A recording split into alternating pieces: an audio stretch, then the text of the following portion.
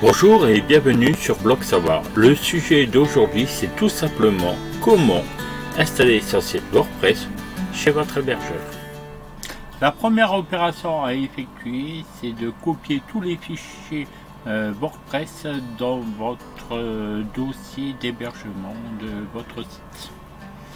Pour cela, moi j'utilise Pizzella, qui me semble largement suffisant, mais vous pouvez utiliser tous les logiciels que vous avez l'habitude.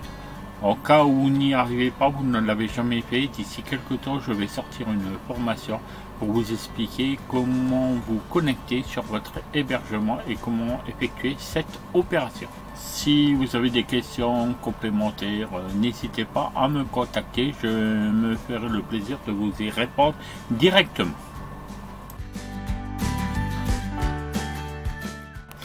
Comme cette opération peut durer quelques minutes, tout dépend de votre connexion internet, moi je vais me faire une petite pause café. Je vous invite à aller faire également une petite pause café et à tout de suite.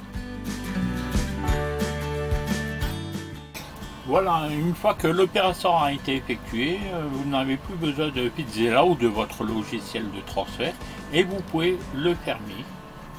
Donc une fois que vous avez fait ça, vous allez sur votre navigateur préféré, bon moi je vais utiliser Google, et vous allez simplement taper dans l'URL l'adresse de votre site internet.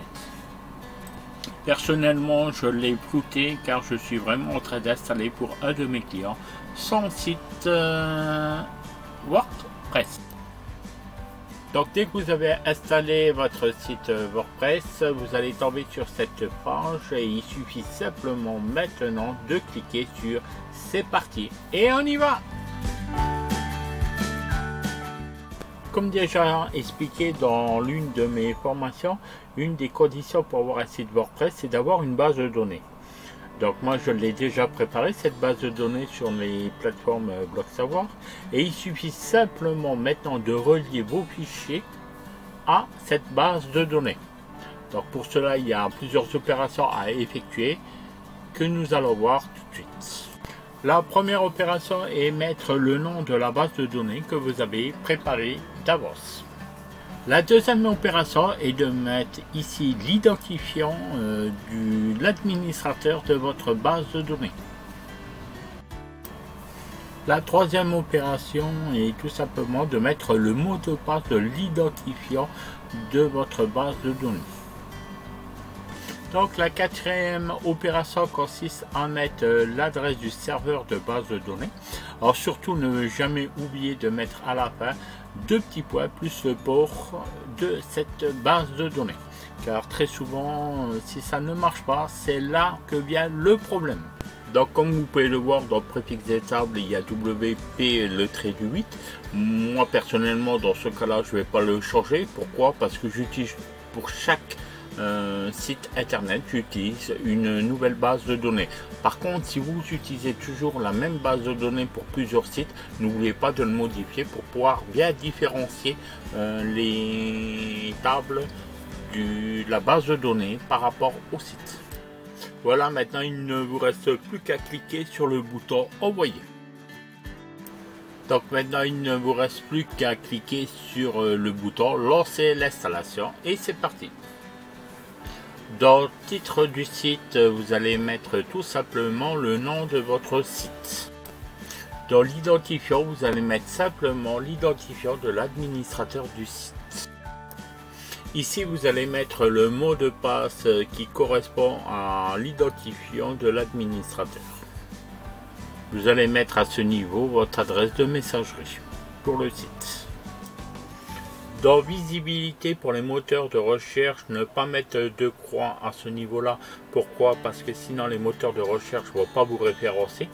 Par exemple Google et les autres, parce qu'il n'y a pas que Google. Par contre, si vous faites un site de test comme je vous conseille de faire, pour faire toutes vos expériences avant d'aller travailler vraiment sur votre site, mettez-y une croix, ce qui vous évitera que les moteurs de recherche vous référencent et forcément tout le monde risque de voir votre site de test et c'est pas très bon. Maintenant, pour valider toutes les informations, il suffit simplement de cliquer sur le bouton Installer WordPress. Pour vous connecter, il suffit simplement de cliquer sur le bouton Se connecter. Voilà, votre site WordPress est bien installé. Je vous rappelle qu'il n'est toujours pas en sécurité, comme vous pouvez le constater ici. Donc, tout simplement, il y a quelques petits paramètres à faire dans les réglages.